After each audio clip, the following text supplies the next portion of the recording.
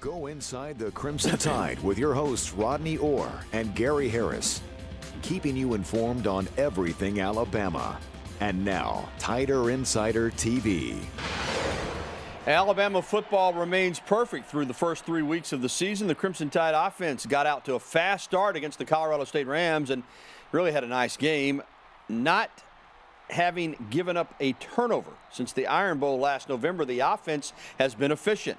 Alabama heads to Music City this Saturday in Nashville in the first SEC matchup of the season against the Vanderbilt Commodores. And with that, we say welcome into Tider Insider TV. More on the stellar Alabama offense in a moment, Rodney. But first, we say good evening, and we are coming to you, as always, by Buffalo Rock Bottling Company. Bottlers of fine Pepsi products like Diet Pepsi. I'm Gary Harris. He's Rodney Orr, and we're both going to enjoy a little hit on the Diet Pepsi. Remember, Pepsi's a Southern original. Pick up some great Pepsi products the next time you're at your local grocery store or convenience store. Well, Rod, the Alabama offense led by Jalen Hurts put on a pretty good show on Saturday night in Bryant-Denny Stadium in Tuscaloosa. Hurts with another 100-plus yard rushing game and 248 yards passing. Acknowledged the great execution by the offensive unit, but still feels the need for improvement in the games to come. I think this is probably one of the better jobs of executing. When it comes to executing, I think we did a really good job. I mean, always an area to improve in, and whether it's third and short or situations that we have to be able to convert on. Still think there's some areas that we need to clean up, and I still think that we need to come together as a team to be a complete team and play a complete game, and use what we have, like all of our weapons, and I think that we can be a great offense. Well, Rodney, the goal is to be a great offense. This offense is evolving from week to week. A very balanced game against Colorado State. What have you seen from this offense in terms of growth these first 3 games? Yeah, I think, Gary, when you look at it, I certainly see some comfort level that seems to be establishing. I really liked what I saw in this run game. There's Damian Harris right there, but the way they rotated, he and Bo Scarborough, I thought both of those guys ran really, really well. Of course, Najee Harris got in the game, as did Josh Jacobs, who had a nice run. And I think, getting Ridley involved once again, obviously, but Robert Foster, I mean, what a tremendous play, incredible speed that he showed on that 51-yard touchdown reception. So I think as we move along, we're continuing to see more and more guys, more and more versatility, diversity in this offense, and I think we will continue to see that. Yeah, I do too. I think they're just scratching the surface of what they can be. A lot of weapons at every position. And tight end took a little bit of a hit with Miller Forrestall going down with a knee injury for the season. But they've got tight ends that can catch the football. They've got wide receivers that have all kinds of jets. And as you said, that running game led by Jalen Hurts and those backs, this is going to be a tough offense to stop going forward. Yeah, I think the offensive line is really a big key here, obviously, when you look at Alabama's progress offensively and as they continue to move along. I thought the right side probably performed a little bit better. Lester Cotton was pretty solid inside. You remember the touchdown run by Bo Scarborough. I mean, the Alabama offensive line in the middle there, they just obliterated Colorado State on that play. And I thought that they seemed to be moving, playing with a little bit more confidence up front at times offensively. Well, Rodney, with triumph came some struggle. The Alabama defense didn't do as much to stop the Rams' offense as they would have liked, giving up almost 400 yards at home in Bryant-Denny Stadium. Now, the frustration from the defensive players and head coach Nick Saban was obvious after the game. We didn't execute very well defensively. And I think, not stopping the run, not getting off field on third down, didn't play great in the red zone. So we have a lot of work to do. It's definitely something we're going to have to clean up this coming next week. And I think this game would be something that we can build off of. It's just stuff we got to fix in practice, doing it in practice the right way, just flying to the ball, moving around fast, playing physical in practice, and it'll definitely turn over in the game. All right, Rob, before I turn it over to you, no excuses. I get that. They gave up 23 points, nearly 400 yards of offense. But in fairness, it was a 38-10 game going to the fourth quarter. give Colorado State a lot of credit. They didn't stop playing, but Alabama was trying to play a lot of reserves. They're beat up a little bit anyway. Again, I'm not taking anything away from Colorado State, but they pushed the tempo, knowing they weren't going to win the game, kept their first stringers in, including their great quarterback, wanting to get points, wanting to make that score look as good as they could for their program, which, again, I have no problem with that, but you have to take that into account, that a lot of that damage was done in the fourth quarter. I think so. By them. Yeah, I agree with you, Gary. I mean, I really thought Alabama's defense didn't play that poorly for the most part. I mean, there were spots where obviously they didn't. You talk about late in the game, and it was pointed out that Alabama had 3 really critical penalties, Gary, that gave them first downs on some of those drives there late in the game. But, you know, again, a lot of new faces. We saw a lot of new players playing, as we did against Fresno State, guys that didn't have a lot of experience. We also saw some mental breakdowns, maybe some plays where Alabama was out of position due to mental mistakes. Those are all correctable things. And I think as these guys continue to get experience and we get some of the guys back, Rashaan Evans, Anthony Jennings, possibly this week, I think that, you know, this Alabama defense will continue to grow under Jeremy Pruitt. Yeah, it's still a pretty good unit. Well, still to come on Tider Insider TV, Alabama travels to Music City on Saturday for the first SEC contest of the season. Stick around to see how both teams are preparing for the upcoming matchup. And coming up, we'll be welcoming your phone calls, emails, and tweets. There's the information on the screen on how you can get in touch with us. The phone number is always 205-348-WVUA. That's 348-9882. You can email us, TITV@WVUA23.com, or you can tweet at us using that hashtag TITV. Please use the hashtag so that we'll get your tweet on the air. We'll be right back with the only show that takes you inside the Crimson Tide, Tider Insider TV. We'll return after this timeout. And welcome back to Tider Insider TV, presented by Buffalo Rock. Alongside Rodney Orr, I'm Gary Harris. Well, after a huge 14-7 win over a ranked Kansas State squad on Saturday night in Nashville, the Vanderbilt Commodores have set their sights on the Crimson Tide, with head coach Derek Mason acknowledging the upcoming challenge that lies in front of his Commodores. It's going to be a challenge, just like it was last week. You know, anytime that you play teams of this caliber, man, you're going to get great offense, great defense, and great special teams. And so for us, it's going to be about, you know, matching intensity, being able to play hard, be physical, making sure, man, that we can get to deep water and let's play good football. Well, Rodney, last week some people kind of scratched their heads when CBS announced that they were picking up Alabama Vanderbilt for that 2:30 time slot, but then the Commodores go out and beat Kansas State, a ranked Kansas State team, their first to win over a ranked non-conference foe in many, many years, although they did beat Tennessee last year to end the season from the SEC. Years. How about that? Unbelievable. They're 3-0. They've got a lot of veteran football players that have grown in that system with Derek Mason. They're confident. I'm not going to say cocky, but maybe bordering on it just a little bit when you consider they haven't beaten Alabama since 1984 and haven't won in Nashville since 1969. What do you make of this Vanderbilt football team? Are they contenders or pretenders? Well, I think they're a really solid team. I don't think there's any question about it. I think Derek Mason's done a fantastic job. You know, he started off a little shaky in that transition, but he's done a tremendous job putting this team together. Kyle Shermer, there you see him, an excellent quarterback, throwing for 234 yards a game, 8 touchdowns. He ranks among the top quarterbacks in the nation in terms of passing efficiency. I think it's a team that's gaining a lot of confidence, Gary. I think that's one of the things that sticks out to me. They play really, really good defense. They lead the nation. Now, I mean, if you looked at Vanderbilt's numbers, you would say that's Alabama defensive numbers. Yeah, you would. I mean, when you look, they lead the nation in 3 categories: total defense, scoring defense, pass defense. They only give up 4.3 points a game. I mean, this defense is for real. Now, I'm telling you, they only gave up 7 points to Kansas State. This defense is solid. Well, one of their guys said today, our goal on Saturday is to prove we're the best defense on the field. Alabama hasn't been to Nashville since 2007. I have been to Vanderbilt Stadium numerous times to watch the Tide and Commodores play. Rodney, I got to tell you, every time I've ever been there, Alabama has about split the crowd, if not had more fans. Right. You know, it's maybe been 50-50 at best for Vanderbilt. I've been there certain games when it was probably more Bama fans than Vandy fans. Maybe not this year. I know Bama fans are great at getting tickets. They probably got some back in the summer. But the Vanderbilt fans that have them now are, I think, going to hold on to them. It's going to be a raucous atmosphere. I think it will compare somewhat in terms of the hype to Columbia in 2010 and Oxford in 2014. This Vanderbilt program sees an opportunity to get on the football map this Saturday. Yeah, I don't think there's any question about that. I think that they're really confident with Alabama coming to town. I think they feel like their defense can keep them in the game. I think they feel like Kyle Shermer is an outstanding quarterback who can throw the football. And they have a great running back, Ralph Webb, who is their all-time leading rusher, rushed for 3,491 yards. He's one of the top rushers in SEC history. So he's an outstanding back, and they can, be diverse on offense. So I think they feel confident. It's going to be fun. WVUA 23 will be there. Well, moving from the gridiron to the diamond, Alabama baseball opened up its first day of fall practice yesterday.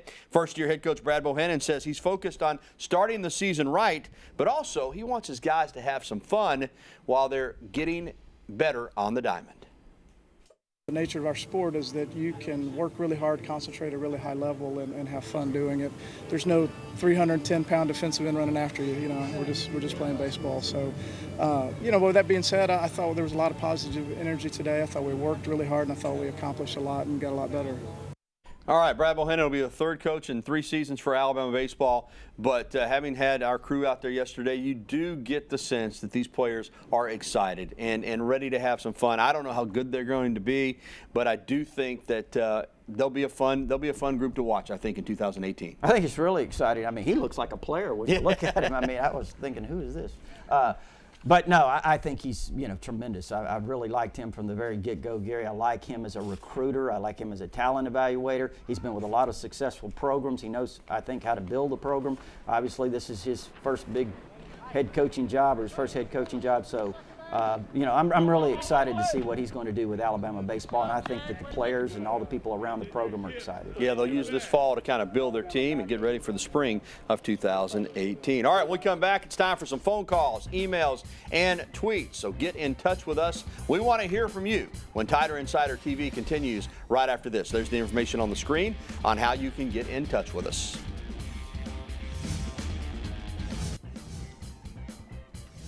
Welcome back to TITV. Rodney Orr, Gary Harris. Let's go straight to the phone lines, and we got some of our regulars lined up and waiting on us. Sammy in Walker County, you're first up tonight, Sammy.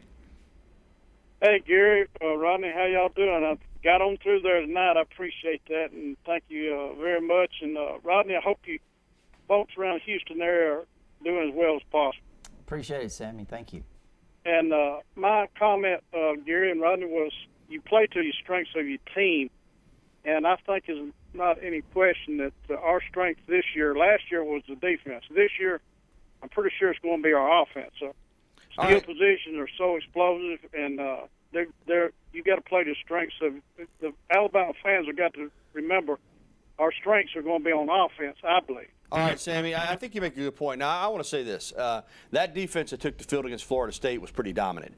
I think your point is correct in that when you lose Terrell Lewis and Christian Miller and Rashawn Evans and Anthony Jennings and later Dylan Moses, 5 terrific players at one position, it does change your defense. Now, as Rodney said, we hope to get some of those guys back on Saturday, but offense has got a chance to be really good, but I'm not giving up on this defense. I still think it can be a really good unit. That defense we saw against Florida State, they were tough. Yeah. Anytime you lose those kind of players, listen, they talk about Clemson's defense. I see them on TiderInsider.com. You let them lose 4 or 5 of their top players and see what happens. I mean, that's just kind of the way it is. I agree with Gary. This was a dominant defense, Gary, or it certainly would look like it had that potential. And you know what? I think with the coaching they have, Jeremy Pruitt, Tosh LaPoy, and all those guys, Coach Saban, obviously, I think in time they're going to get some of these guys back, and I think you'll see the Alabama defense slowly but surely improve. All right, Sammy, good call. Let's go to Bessemer and talk with our buddy John. John, what's up, man? Gary, what's going on, man? Roll Tide.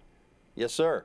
Hey, man, I was trying to find out about our has Alabama got a chance to make it to Atlanta, and I want to find out about our football recruiting for next year. Are we getting good players next year or later? All right, John. Yeah, I think Alabama's got a very good chance to go to Atlanta for the 4th straight season. In fact, in my mind, they're the favorite from the West Division. Recruiting's going well. Picked up a big commitment from a linebacker over the weekend and from the state of Texas. I think they're going to have another really good class. Oh, yeah. I know Alabama fans are worried. They're always worried about recruiting. Listen, they're going to have an outstanding year. They're doing a tremendous job of evaluating that linebacker, by the way, Vernon Jackson. Yeah. Really good quarterback in high school. Really That's how athletic he is. Kendall Beckwith at LSU, was a high school quarterback. Kind of reminds me a little bit of that. Yeah, he's going to be a special player. Not rated so high because he didn't go to a lot of those camps and combines. But he's a 5-star talent. Yeah, he is. No doubt about it. All right, let's go to Moundville and talk with Dale, another one of our regulars. Hey, Dale. Hey, guys. How y'all doing? Very well. Before I get to my question, I would like to ask something else. Mac Jones, is he still with the team? Yeah. Oh, yeah. CBS reported that Alabama only had 2 scholarship quarterbacks on staff. Ain't that 3? We got 3, don't we? Yeah, that's 3. They're incorrect if they said that. Now, I do think they want a redshirt Mac Jones if they can, Dale, but he's here. Yeah, he's on the team. He's practicing every day. Okay, good. My question was about quarterbacks, though. I was wondering, where do we stand right now? I know you were talking about that linebacker, but I watched him on YouTube, Vernon Jackson. And he's a heck of a quarterback. He looks like Cam Newton to me. Yeah, he is, Dale, but he's going to play linebacker at Alabama, I think. Now, they are probably going to sign a quarterback in this class. Don't have a commitment as of yet, but I think the goal is to sign one, don't you? Yeah, there's no question about it. Listen, let me tell you, Dale, first of all, you know, when where the process is in recruiting right now, it could change dramatically. You know, we saw last year when Les Miles was fired at LSU or resigned or whatever the situation was, how that changed the face of recruiting. I think you could see with coaching changes, a lot of things happen. Alabama's getting a lot of interest from guys who are committed to other schools, including quarterbacks. So, you know, I think as the process goes on, it'll develop. All right, we're going to come back with more phone calls, emails, and tweets on this edition of Tider Insider TV right after this.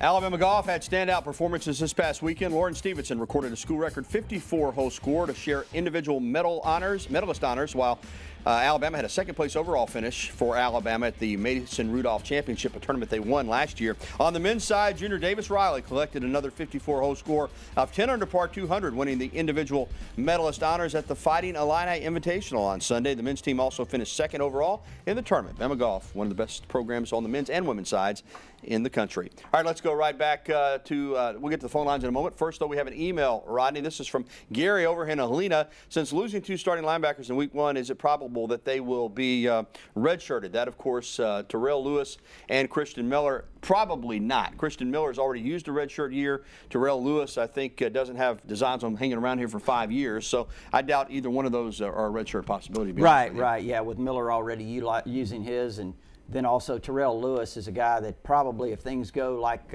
maybe potentially they could, he's probably one of those 3-and-out guys, possibly. So I don't really think that I don't see him redshirting at all. In fact, you know, we'll see how it goes. It's not necessarily out of the realm of possibility that maybe if the rehab and everything goes quickly, well, you never know. Maybe they get back. If Alabama stretches into the playoff again, you never know. All right, let's go back to the phone lines and talk with Sharon over in Hueytown. Hey, Sharon, how are you? I'm fine, thank you. How are you all tonight? Very well. I just wanted to ask if you'd give any information about why you think Ronnie Clark doesn't ever get any significant time at running back, because he was so highly touted when he came to Alabama. And I'll hang up and listen. Yeah, Sharon, he sure was out of Calera High School. Let me tell you something about Ronnie Clark. He's a good football player. He's had injuries, and I mean, he's had more injuries than some teams might have. Well, 2 Achilles. Yeah, 2 Achilles. Which are Now, listen, I think he may get some time. He's a versatile guy. He may get some time at tight end with 4-star going down. Alabama's glad they've got Ronnie Clark on their team. Injuries have really slowed his progress. That's just the reality. Yeah, and you know, Gary's probably not a harder worker really that's on right, the team. yeah. A guy that's more dedicated than Ronnie Clark. I think you possibly could see him sharing maybe in an H-back role, certainly. You know, he can line up at fullback. He can line up in a 1-back, whatever it is. So we might see him as time goes on now with the injury to Forstall. We'll see. Yeah, don't give up on Ronnie Clark. He'll keep working. All right, let's go to WEDOWEE and talk to Cody. Cody, welcome into TITV. Yes, sir.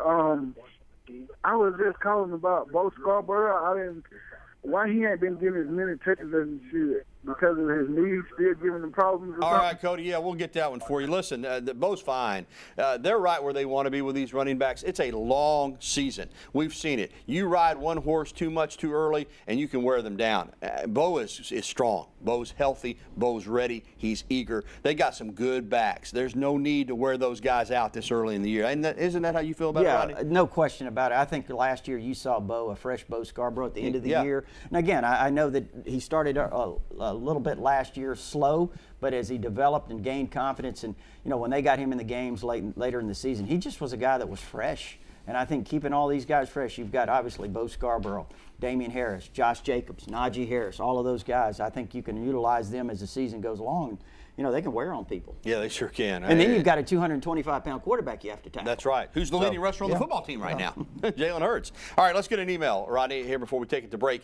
How do you think Bama gets to Shermer, and which player schemes make the difference in making it a tough day for the Vanderbilt quarterback? That's another one from Gary and Alina. Hey, you know, Shermer is, I think, at 69% completion rate. He's one of, he's one of the highest rated quarterbacks in the country. He's good. Alabama needs to get pressure. I think that will be an emphasis this week. And if they can get some of those guys back, the pressure on the quarterback is an area that this defense really was affected by those injuries. Sure, yeah, absolutely. When you talk about Christian Miller and Terrell Lewis, obviously Rashawn Evans, too, can line up outside. Even Dylan Moses can line up outside as a pass rusher. So, you know, losing those guys hurt, but I do think you'll probably see. Now, I do think when you look at still having the inexperience on the field, Gary, I think Alabama defensively will probably keep it pretty simple, but we could see some blitzing. All right, thanks for the phone calls and the emails. We'll be back with more TITV right after this.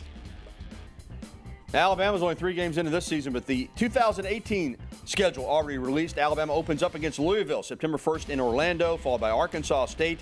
And then that'll be the home opener. Alabama follows an SEC-heavy schedule and will end the regular season with 3 home games in November, ending, of course, with the Iron Bowl, which will be really early next year, November the 24th at Bryant-Denny Stadium. All right, welcome back to TITV. It's prediction time. Alabama opens the SEC schedule in Nashville against Vanderbilt. Who are you picking? Well, I tell you what, Gary, when I look at this game, the first thing I really, just as a college football fan in general, you really have to appreciate the job that Derek Mason has done as a head coach at Vanderbilt. I mean, when he first took over in that transition, it didn't go well early. He was under a lot of criticism. He's turned this team around. I really love his defense. He's the defensive coordinator of that team. But, you know, when you look at it, obviously Alabama has a lot more talent. I think in the end, 24-13 Alabama. Well, you know, I picked Alabama to not cover against Florida State. They did. And I picked them not to cover against Fresno and not to cover against Colorado State. They didn't. Vanderbilt got their attention. Bad move by Vanderbilt. I think Alabama's going to have a really good game. I got the Tide winning this one 31-10.